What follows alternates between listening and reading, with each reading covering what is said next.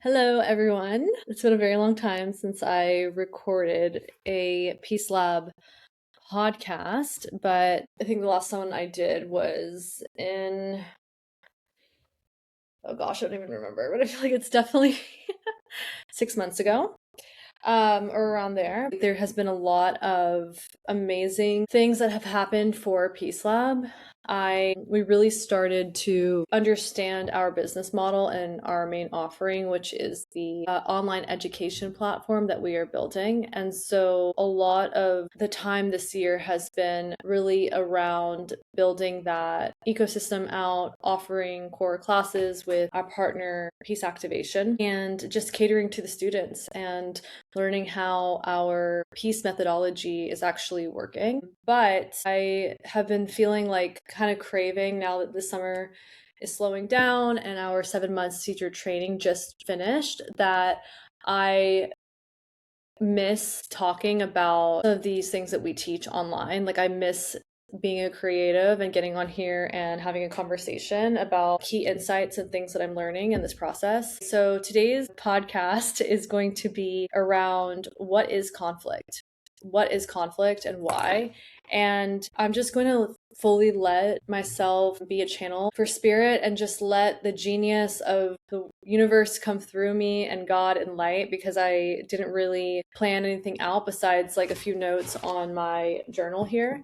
But the reason why is because I feel that this is a good mental practice for me also to tapping into my creativity. And I am in good spirits right now. It's the evening. I'm in Paris and I'm just gonna let it get like I'm just gonna start talking and see what happens. So the last year in Peace Lab, it has been a lot about like the operations of really refining our business model, building out our online school, and working in collaboration with Peace Activation, our main partner. And so a lot of beautiful things have happened. Just quick update. I experienced two different retreats, one in Costa Rica in December with Peace Activation, where I got to see the live facilitation of what we teach online in Peace Lab for a whole week in person.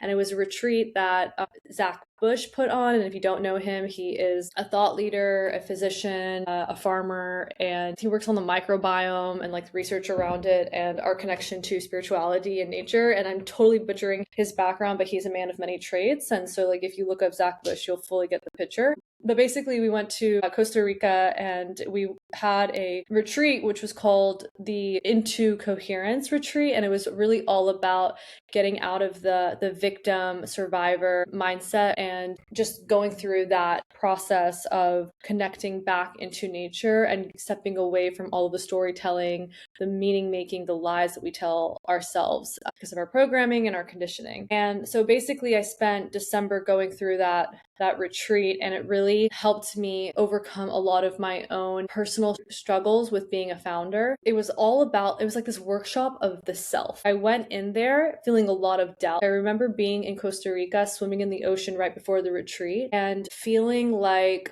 oh my gosh, I just don't know my place in the world. Like, I have a lot of self-doubt. When the retreat started the very next day, I quickly realized that this whole entire experience for me during that retreat was to come back to self and remember who I am. And it was very symbolic and metaphorical, the whole entire experience. Like, just being in Costa Rica in the jungle, connected with nature, you're already super intuitive. You're already starting to connect with a container of people who are there at the retreat. And one of the things that was like kind of in the storytelling of my whole process that week was the fact that my name is Nida, Nada, and it's Arabic and Persian, but in Spanish speaking countries it's nada, meaning nothing.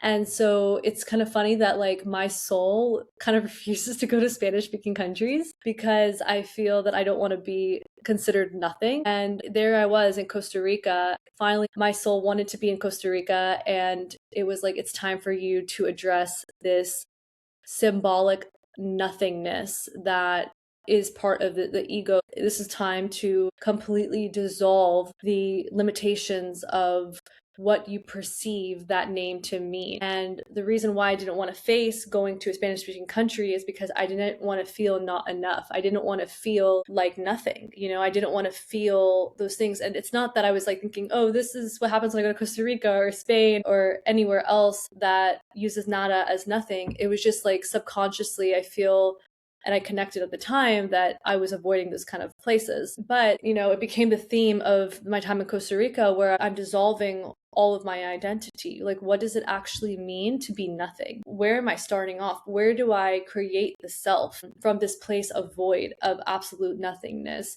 Because on the shadow side of that nothingness is doubt, it's insecurity, it's not having a place. It's feeling these really dark, deep emotions of being like the untouchable, feeling lonely, or always trying to people please or find a place where you belong.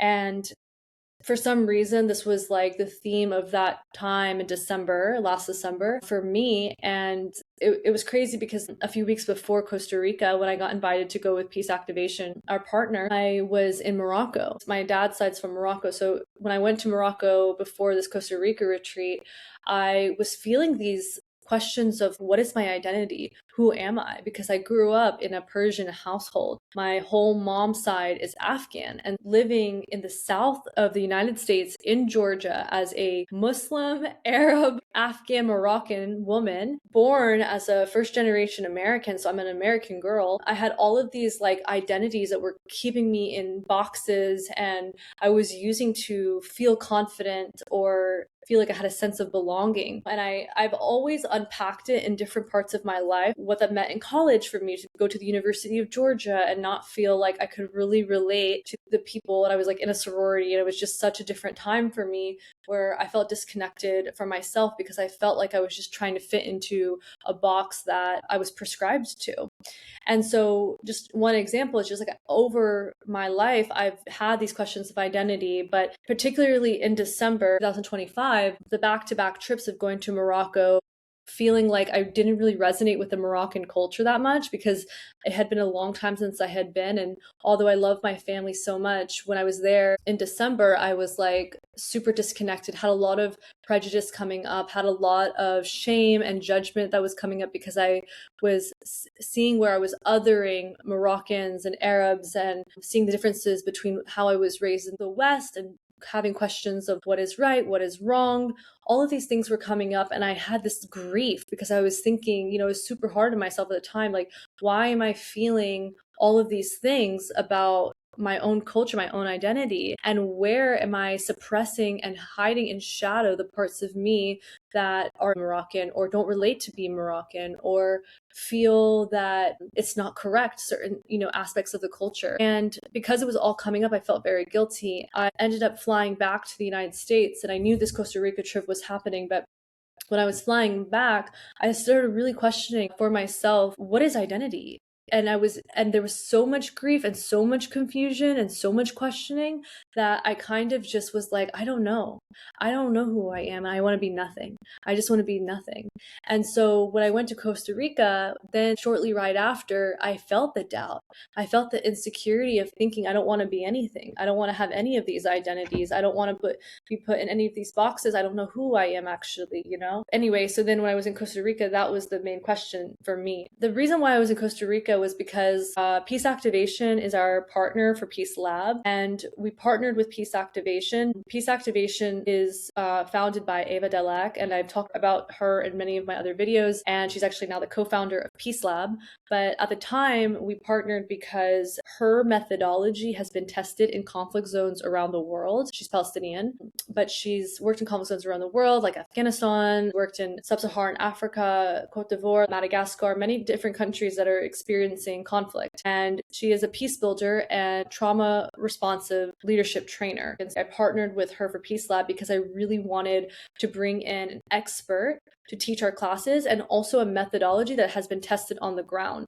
So my idea for Peace Lab is that this is a school where we learn how to be in relation with the other, but we have to start with the relationship with ourselves first. The self-development world is saturated right now. There are so many different types of inner peace modalities that you can have, and there's so many different teachers that you can follow, and they go into spirituality. You can follow the practices of Buddhism, Hinduism, you can practice Sufism, or you can get into certain types of modalities to come back into the energy body, to come back into self, and to do healing. You can get into Ayurvedic medicine, you can get into Chinese medicine, you can get into Tantra. Like, there's different modalities out there, and there's a plethora of education and juicy things that can help us find our place and to come into balance in our bodies. And it's so beautiful. And I'm into all of it, right? I'm so curious about all of the different ways to have self-development and wellness practices. More specifically, I care about spirituality, that spiritual hygiene of like how to take care of yourself to come back into connection with God, spirit, and nature. And I feel that even no matter your religious practice, no matter if you are agnostic or you don't even believe, you have questions about faith and religion and all of this, I believe that all of us are spiritual, right? Even if you're a pianist, even if you're a chef, even if you are an entrepreneur, or if you are interested in art and reading into art theory, there's like so many different ways that we actually practice spirituality. And spirituality to me is just a form of worship. It's a form of coming back to the divine, to connection to the world around us, to oneness, to nature. When I say spirituality, I don't want to turn people off, because we are all spiritual beings. We're all spiritual beings having this human experience. And everybody has a different language and a different lens into which they experience that, and they experience healing and go through life challenges. And we can call it different names, we can have different deities, or have different practices to come to that. For me, I'm Muslim, I'm spiritual, and I practice Sufism. I'm also open to these other modalities. And I'm just getting in a tangent because I'm very passionate about it. I created Peace Lab because there are all of these different types of what I just say are inner peace modalities to come back to self, spirit, and our connection to oneness, God, nature. But what Peace Lab is the school. It's the laboratory. You have all of these inner peace modalities taught by different guest facilitators, but we teach the relational space, how to deal with conflict specifically. And I feel that sometimes the unevolved side, or it's not unevolved in a bad way, but just we have kind of stopped at all of these different inner peace modality practices or spiritual practices. And that is definitely the foundation, and the starting point is yourself first. But what we teach then after that, phase one, spiritual connection, coming back to yourself, healing your trauma, going through your programming, your conditioning, and really understanding who you are at an authentic, natural essence. And then you get into the phase two of our teachings, which is really our bread and butter and what we focus on the most, and it's conflict. How do you handle conflict? How do you know your internal conflict to then get into the conflict between you and the other in the relational space? And then from that place between you and the other, between developing intimacy and communication skills and listening skills to handle conflict, no matter where it comes from, not always to resolve it, but to transform it. And I'll get into a little bit of what the difference between what has traditionally been called the conflict resolution space into what we teach, which is conflict transformation, in a second. But in this space between you and the other, in the relational space, you get into the third space, which is the collective. How do you then navigate the world when conflict and chaos are always going to be around? Conflict and chaos are inevitable in our society, in our world. We cannot get to a place of complete utopia. We can't get to a place of complete peace. It's never going to happen.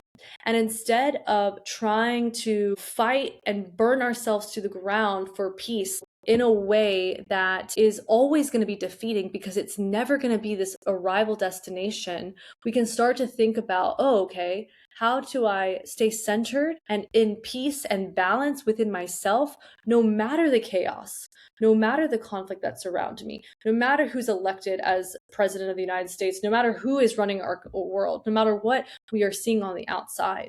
Because from that state of peace and authenticity, do we find our power and our nervous system sovereignty to not stay in chaos and dysregulation from all of the things that are happening on the outside that we are witnessing. Okay. And it's not to say that we will never get to a place of sometimes being dysregulated. Obviously, the world is showing us a lot of horrific things sometimes, and especially when you are looking at how other countries are suffering right now, experiencing genocide, experiencing famine, poverty, or even what we witness within our own neighborhoods, our own communities. There's such a contrast of inequality that we are witnessing, racism and prejudiceness and all of these things that really can crush us as the humans, crush us as our spirits, and make us feel so sad about the world, what's happening to the environment, nature. There's a lot of darkness that we have to witness, and especially with technology and social media in our day and age, we hear a lot of this bad news constantly. And so the idea is not to fool anybody. We're not teaching that you'll get to this utopia of peace, but rather, how do you stay connected to yourself? How do you stay in a clear consciousness centered state of being? So when you are advocating, when you are protesting, when you are building that company for social impact, when you are designing systems to change the environment, you are coming from a regulated place. You are coming from a place where all of your power is being used and channeled, and all of this energy is for you to put out into the world. So you're not coming from a place of disempowerment, from burnout, from overwhelm. And so that is the inner state. That is the conflict that we address inside of you, the inner conflict. And that process of dealing with your inner conflict is hygiene. It's a practice.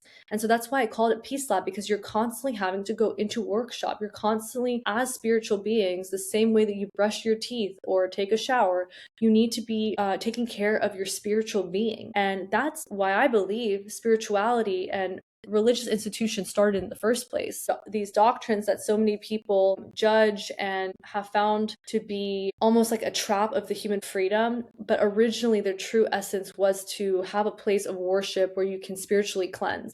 And of course, human beings constitute bad and good actors. So some institutions and systems have turned out to be not that healthy for human beings.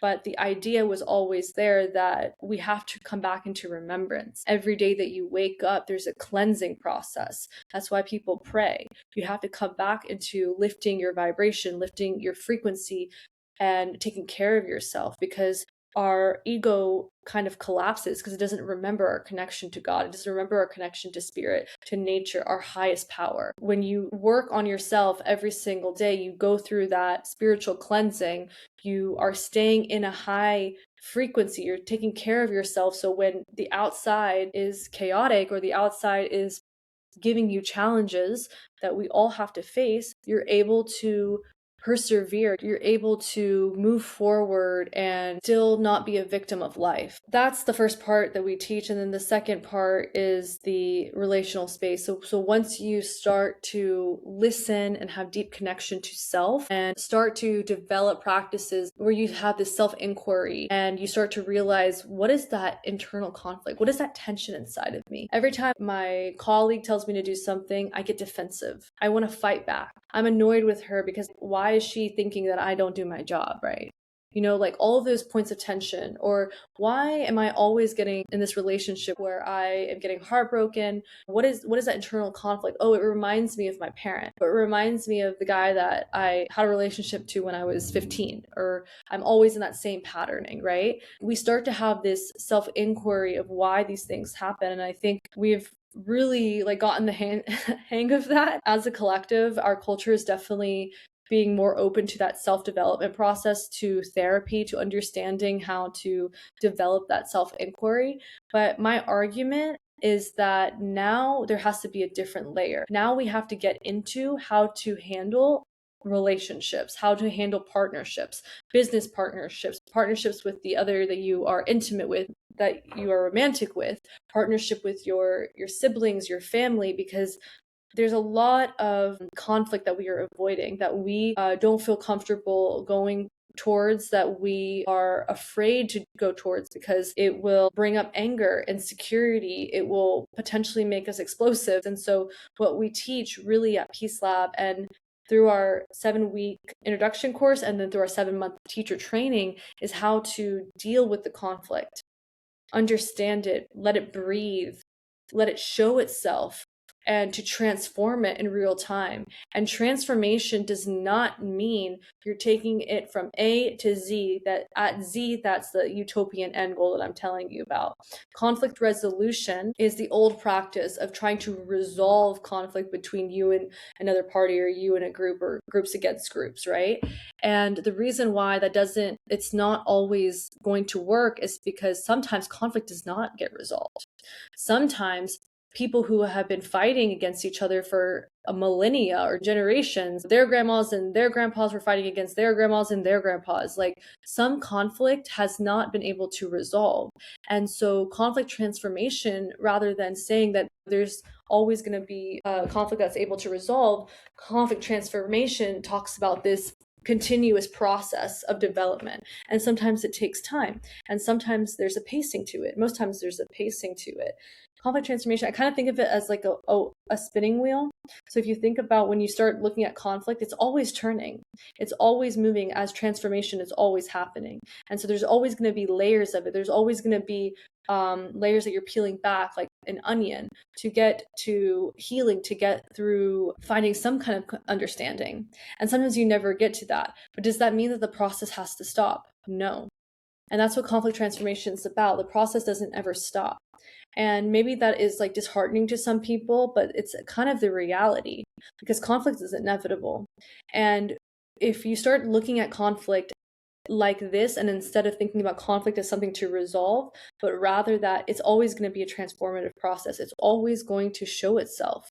If you think about you in relationship to your parent or your romantic relationship, if you're talking to your partner, your romantic partner, and you're starting to live together, you're starting to go deeper into intimacy in your relationship, you're going to be talking about conflict that you were talking about like a month or two ago. And as you keep on going, you might have moments of resolving that conflict, but it might be a trigger for you for like 5 years, and that's okay, because us as souls, we carry certain types of triggers or wounding that we carry as a soul in this lifetime to heal and to evolve from. And maybe it's not as intense as the first impact. Say when you were 7, you experienced that first part of that trauma or that wounding, and when you were in your 20s, you were able to process that with a therapist and heal it. It might come up again because if a partnership dynamic where that same communication style activates your anxiety, or it activates that pain point, what starts to happen is that you start developing an awareness that this is your trigger point, that this is the part of you that hurts, and this is the part of you that you need to nurture and take care of and give self-love. And so this is just an example that conflict is always going to show up, because we're always going to get annoyed, mad, angry. Our boundaries are going to be crossed. We have to communicate certain things. We are communicating these certain things with our partners, or the people that we want to keep in our lives for a long time. But the goal should always be, if it's healthy, if there's trust and there is a commitment on both sides to be in that partnership, that if that conflict gets triggered, if the things are brought up, you can communicate, you can listen, and you can evolve together. And that's why it's called conflict transformation, because you're constantly having to do this work. It's not, you're never going to have the perfect partner. You're never going to have the perfect business partner, relational partner, perfect relationship with your siblings. There's always going to be something that you need to address. And if it's super perfect, I would question that and say, where are you not acting authentic? Where are you still people pleasing? Where are you just letting things slip by because you are afraid to ruffle feathers or to expose certain things that you don't want to see? And it's not to start to investigate and dissect every single relationship you have if it is good, but the point is that conflict is supernatural. And in our classes, we say, Ava always says, conflict is natural, neutral, and necessary. We need conflict to evolve. And if you go back to what I was saying earlier about us being spiritual beings need practice in the school of life. Spiritual beings need to deal with conflict to evolve. That's how we change. And so we really need to start thinking about conflict in a different way. It's not bad. It's not bad to have. And I really am starting to reflect a lot about the places where I'm not allowing conflict to come up between my relationships or parents, because I don't want to go there. I don't want to have a bad day. I don't want to make things messy. I don't want to ruin the moment. And I'm starting to realize that because in certain aspects of my life, I've avoided conflict between me and the other in my relationships, I actually wasn't acting authentic. I actually was acting super inauthentic to myself and self-abandoning. When I started to realize that, I was like, oh, I'm afraid of conflict. I'm afraid to ruffle feathers sometimes. I'm afraid to express myself because I learned that at some point in my life, or it's like intergenerational, where it wasn't safe for me to express my feelings. It wasn't safe for me to panic or freak out or have anger because I was scolded for that. It was just not safe for me to do that. And so what happens is that then, because my nervous system, my body doesn't feel good with dealing with conflict with me and the other, I avoid it. And so if I avoid conflict, if I avoid things that are making me upset, not only am I avoiding the conflict in general, so I'm avoiding the person, I'm avoiding myself, I'm self-abandoning because I'm not speaking up for myself. And also the biggest thing for me that I've realized, and that's been super heartbreaking, but also so amazing that I'm understanding this now, is that if there's so much protection against conflict in your life, against ruffling feathers or making a mess, you're actually lacking intimacy. You are lacking intimacy with the other person and yourself because you are self-abandoning. So you're abandoning the emotions that you are feeling inside and you're shutting them off and you're not allowing them a place to breathe and be heard and witnessed. That's one of the reasons. But also because of that self-abandonment, what happens is that you're doing one of the responses of the nervous system, the freeze response, so you don't say anything at all because you're frozen in your nervous system. You're fawning, which is people pleasing. You're like, oh, I'm so sorry, like I'll do this better next time, and like, you're right, fawning. You're fighting, so you're super defensive and aggressive. Why do you always get mad at me for this? And all that stuff, and blaming the other person is full projection. Or you are flying away. You're avoiding the conflict. And we go through these nervous system responses. It all varies depending on who we're talking to, the dynamic between us. You could be somebody that fawns with a boss, that just listens to the boss because it's an authority figure over you. You tend to fawn, you tend to people please. And then you could go home and the fight response is triggered with you and your partner because you're more comfortable in that dynamic to fight rather than fawn.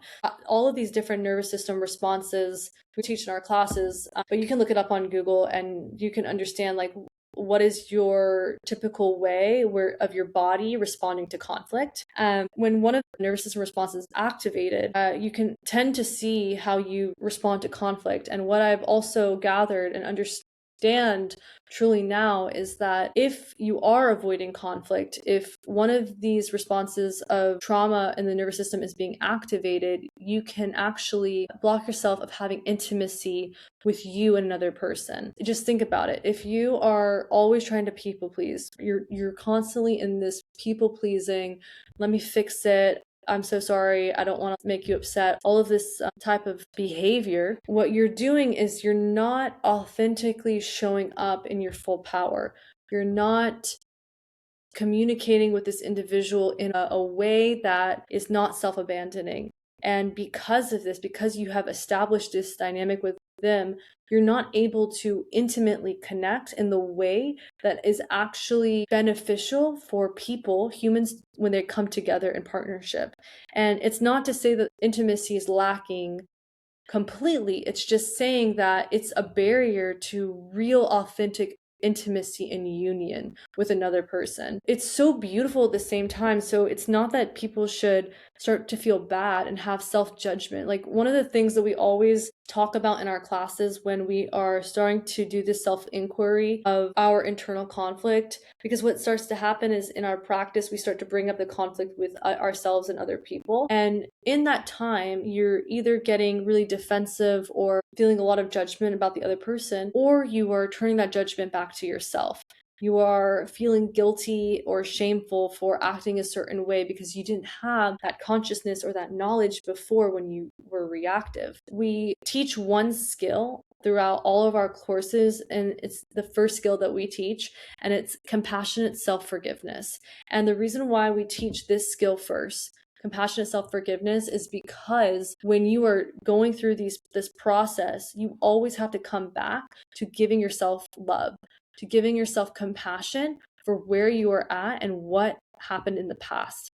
You have to do this for yourself, because even if you are in a state where you know it's the other person, you know they're projecting, you know they have done you wrong, there's always an element of judgment of self for being in that situation, for letting that happen, for letting it happen again. There's always this like underlying self-judgment that we have to start to become familiar with and to give ourselves self-love. All of us need to go back to self-love constantly. It's also part of that practice. It's also to help us feel good about ourselves, to understand mistakes, have compassion and mercy for ourselves, for the challenges that we face, the conflict that we are experiencing. It's a really important thing that you practice compassionate self-forgiveness. It's a really important thing that you practice compassionate self-forgiveness when you start to work with conflict, when you start to understand that conflict is actually natural, necessary, and neutral. And the way that you start to really believe that about conflict and start to look at it differently is if you practice compassionate self-forgiveness.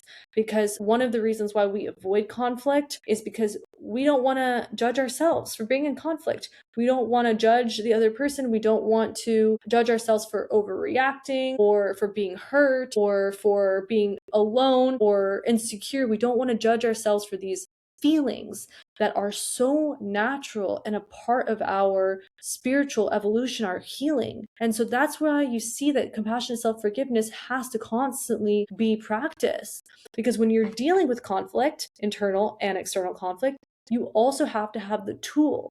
The tool is to come back to love and compassion for yourself.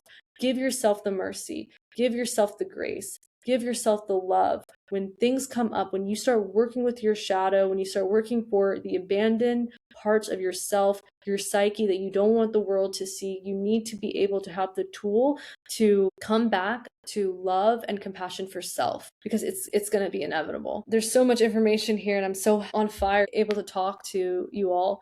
But just to wrap this up for this episode about personal experience, it was a few days ago that I was dealing with, it was in the evening, and just to let you know, because literally Peace Lab is my business and the school that we are building, I am building, I live and breathe this practice. I cannot build Peace Lab unless I become an embodiment of this peace work myself. I'm building a laboratory of inner peace tools so you can understand and sit with conflict, that you can deal with conflict between you and the other and you in this collective, right? And when I mean collective, I mean politics, economy, challenges, racism, all of the things that people are dealing with out in the collective. I'm saying having the skills and techniques and nervous system capabilities and capacity to handle conflict, because it's inevitable. Because I'm building this school, because this is my practice, and I'm bringing in expert teachers and facilitators that even help me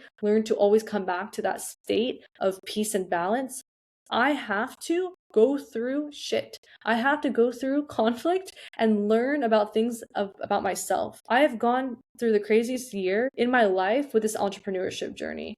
I have done such deep healing in the past year. It's become a practice. I'm just saying this with all context.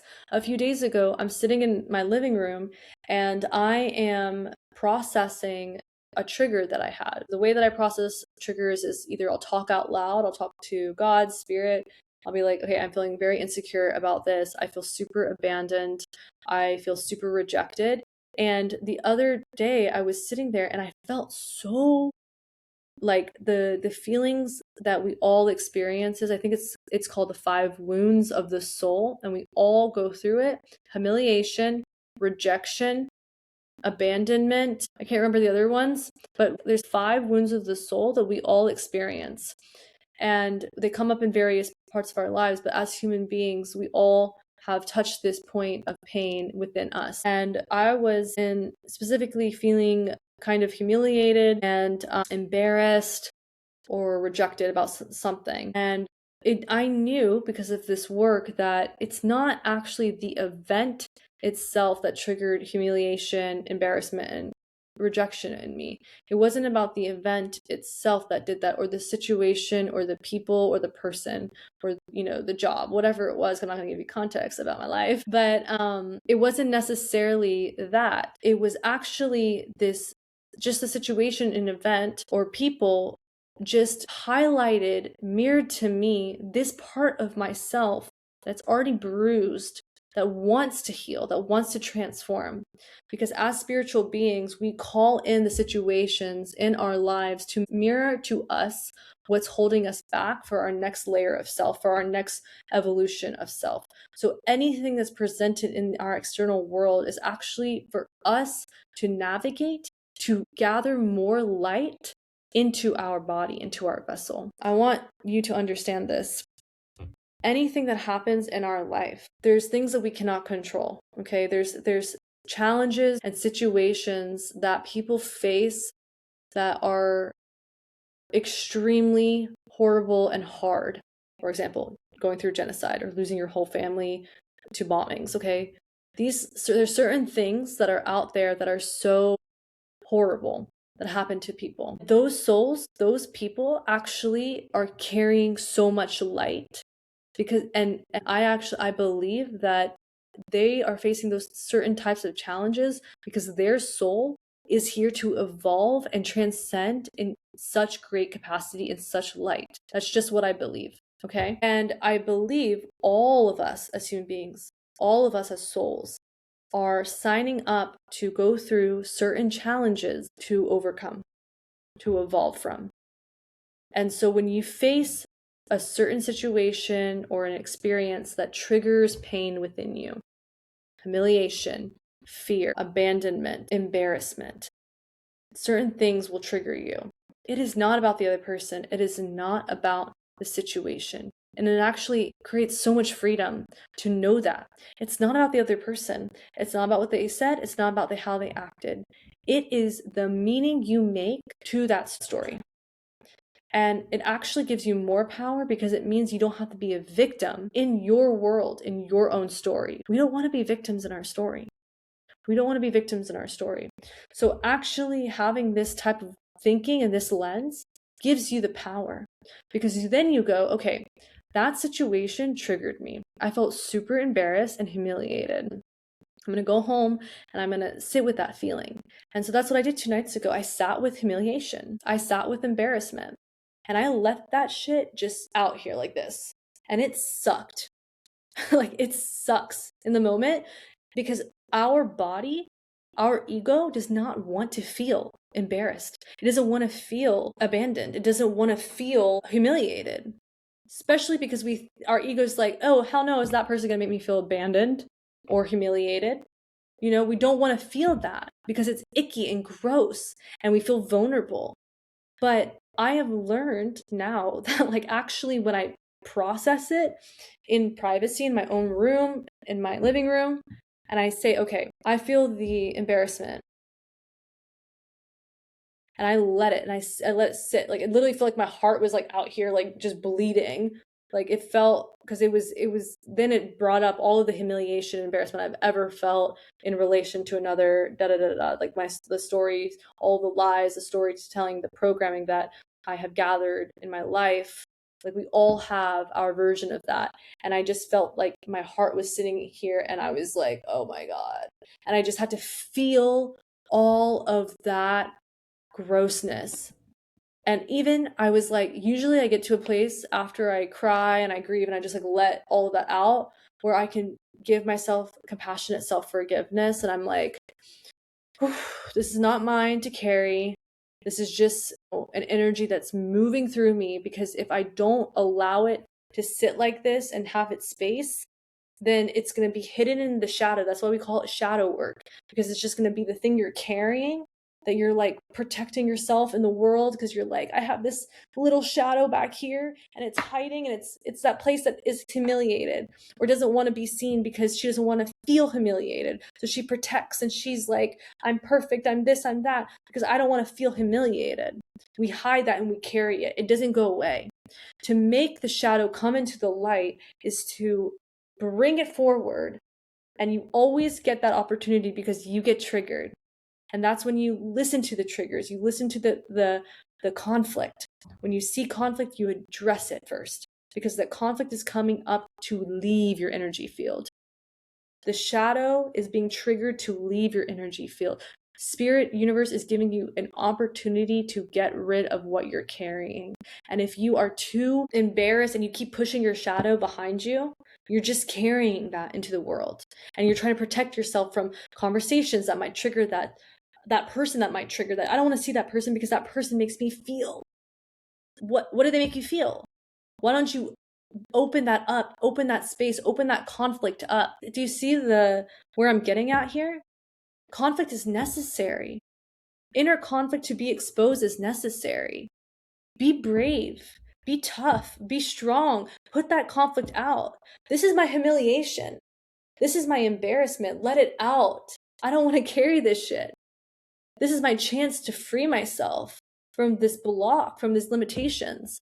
And sometimes, like I said, I would get to the point where this embarrassment, this humiliation is out here, and I'm looking at it and I'm like crying, and I'm like, that sucks that I carry that. I hate that. And I start to like judge myself, and I give myself the love, and I'm like, I have to carry that younger child that experienced that humiliation, the first one. I have to carry my inner child that like felt that from a parent or felt that from a schoolmate or whatever. I have to carry that. And it sucks. And I'm not going to lie to you. Sometimes I'm able to come into compassion, self-forgiveness. Sometimes I process, I cry, and I'm like, I don't know how the hell I'm going to wake up tomorrow morning and feel better from that shit. I don't know how the hell I'm doing that. But here it is, universe. I don't care. Just get it out of my system. That's what I did the other night. I literally let it out, and I was like, I literally cannot find self-compassion right now for this. I literally cannot find the higher meaning of this pain. I just feel like I want God to give me mercy from this wound. Why is it my pain? Why do I still have to carry this? Why is it still that I get triggered? Haven't I done all of the self-healing? Haven't I done all of the spiritual retreats and done all the things this year? Why is this my wound? I don't want it anymore. And I went to bed, and I woke up the next morning, and it happened overnight. I felt lighter the next day. And I just came to realize, like, yes, sometimes you come to a solution. Sometimes you need to sleep it off. But the point was, I let it breathe. I looked it in the freaking eyeballs and said, show me what you got. I'm not afraid of humiliation. No. Come out. Show me. Show me why I was triggered by that. Why am I carrying that energy? It's not mine to carry. I'm going to give you space to breathe, to be felt, and then I'm going to become better from that. I'm going to evolve the next day. And that's what happened the next day. I felt lighter. I felt magnetic. I had the best freaking day ever, And so it takes a lot of courage. And I'm telling you, in some of those nights when you are processing your emotions or your fears or the feelings of anxiety or deep shit or like self-loathing even, or doubt or pain from a heartbreak, like a freaking heartbreak, and you're processing that, it's so crucial. It's so crucial that you do that for yourself, that you heal, because we will heal. And you can find a therapist, you can find a coach, you can do different types of like primal therapy, you can do family constellations, you can work with a spiritual mentor, you can be witness in front of the other. And I've been witness in front of the other so many times with my own coaches, but I've also developed that relationship with myself. I've also developed that practice of being there for myself when I feel those things. Giving myself, okay, stay home tonight. Stay home tonight and feel that. Understand why it knocked you out all day. And it's beautiful. And so when you start to have that relationship with yourself and your body starts to say, okay, I can show you all of that. I can show you all of the ugliness. I can show you the shadow. I can show you the heartbreak. I can show you the grief. I can show you the places that you still judge yourself, where you still have blocks, and you start to clear your energy field. You start to clear your aura, and because you come in relationship with yourself, because you develop that intimacy with yourself and you're so authentic to yourself, because you let yourself feel and experience and know all those spaces, when you are in relationship with the other person, you are so compassionate with them. You can see them for who they truly are. You can connect. You can look them in the eyes. You can have intimacy with them because you're not judging them. You're not judging what they're experiencing. You're allowing them to be themselves. You're allowing them to be authentic, and they can feel that. They truly can feel that. But it's only because you don't have any more internal judgment of yourself. You cleaning up your internal world and your internal landscape allows you to have a better relationship with other people. And it's not fake. This time you're actually looking at them and you're not thinking about yourself. You're actually looking at them and develop intimacy, and you're not worried about yourself. You're not thinking about people pleasing. You're not thinking about filtering what you're saying. You're relating to them. When they're talking to you, you are listening. You have the capacity to be open, intimate. You hold that space. You hold that container with them. This is what we teach in our classes. You clean up shop so you can have relationships with the other people. You understand conflict. You're not afraid of it. You actually start to enjoy conflict. You look at conflict as learning. It's not like in a toxic way where you're like always being reactive. We're not talking about being reactive here. We're talking about being authentic human beings. It's beautiful. And it took me a long time to understand this. I always had a process of like journaling, what I thought I was like coming to myself, but the part that was lacking was like, no, because you're not able to do this in front of people. Not that I'm having a full process with other people, but I started to see where I was avoiding conflict. And in turn, I also understood where I was avoiding conflict with myself. So I was just talking for a million miles per hour, and I hope you enjoy that. And it was not like all over the place. I'm just like super excited what we're building here, and I want you to be part of it. I want you to be part of it and join us for our classes. We have a 7 weeks Peace Activation Foundations training. So that's basically, we just get into the introduction of our methodology. We teach you what we believe in. We teach you the type of techniques and modalities that we use. Our methodology is based off of 5 pillars: conflict transformation, spiritual psychology, trauma responsive leadership, somatic integration, and embodied feminine wisdom. And the reason why we have these 5 pillars is because we are really looking at holistically the mind, spirit, and the body, and the connection to nature. When we are teaching you how to be trauma responsive as a leader, trauma responsive of your own trauma, your small trauma, your big trauma, so you can be better able to sense energetically and navigate other people as well. Not that you are healing for other people, but you are able to be in relation to people who have past, they have baggage, they have trauma within them. But because you are able to lead your own internal world, you're able to have compassion and space and capacity to witness all of creation, to witness all of people in their different layerings and consciousness and states of being. You're able to see them and hold space and compassion. And you learn trauma responsive leadership skills. Also, then you learn conflict transformation. You learn how to transform the conflict within, and the conflict between you and the other, and the conflict between you and the collective.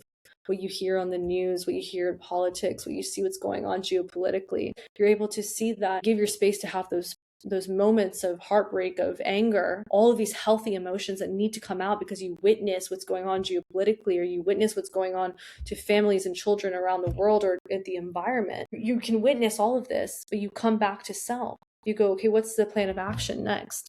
So all of these pillars kind of go into each other.